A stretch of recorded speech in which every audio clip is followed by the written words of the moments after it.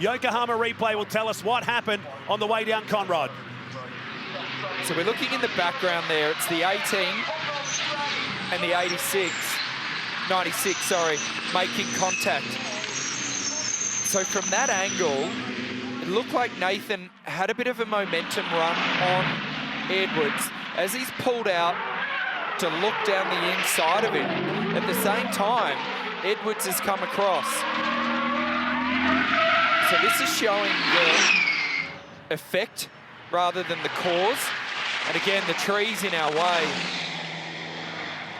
It's that first shot that'll tell more of the story.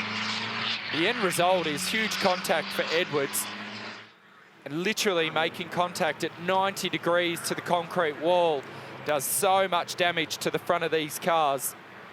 He was so looking forward to this round this weekend and trying to raise the budget up for it. Very nearly coming down the straight, got the tail into the wall to begin with. It did get it in the end, and there he is. And we could see that light mark there on the right rear of Edwards' car. So that's, for me, where the initial contact has started. And that's Edwards.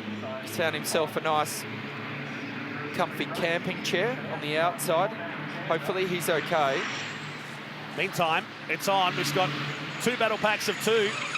Heading down to the chase, and another incident happening here. It's Cameron Crick and Walsh getting together late in the race here. This blows the race wide apart, and Bailey Hall is in the mix as well. A wheel rolling off the track and into the gravel. So that's plucked the centre out of the rim.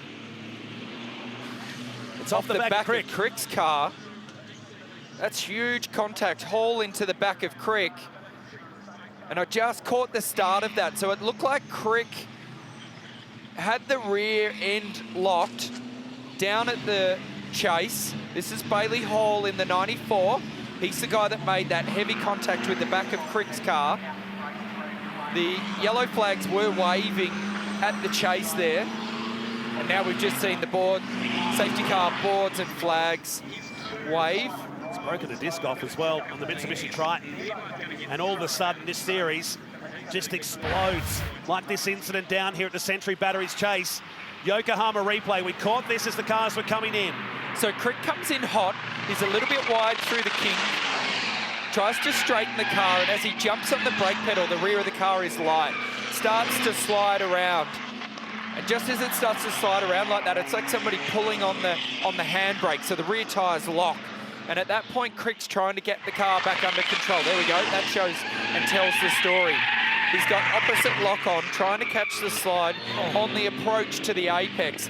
Wasn't able to. Starts to spin the car. Makes contact with Ben Walsh. Those two guys spin. And as Crick's spinning, Bailey Hall has nowhere to go. Makes very heavy contact with the left rear of Crick's car. You know, Crick might have been okay here until Bailey Hall arrived on the scene. Hall comes in pretty late there. That one there tells Crick had been around for a while. I thought Hall was in the position that Anderson was there in the 68. It's a long way back from this group of cars. It was a long way back. We saw Anderson go to the grass on the inside. Yokohama replay in slow-mo. As the Total Tools number 7 Triton pulls up in the middle. Pretty goes down the inside. Anderson around the outside in that Parenzo number 68. And wait for the arrival of Bailey Hall. The reason why the wheel has been plucked off the back of the Total Tools car. What a shame. And you can tell by the body language, you've got a feel for him. 16 years, first time behind the wheel, and caught up in an incident at one of the fastest points on this circuit.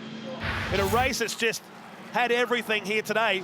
We've still got one more to come. How many cars are going to survive? And look at the contact there. So we just saw images of Hall clearly devastated in the pit lane. And then this slow-mo replay shows just how much force was used in that impact into the back of Crick's car.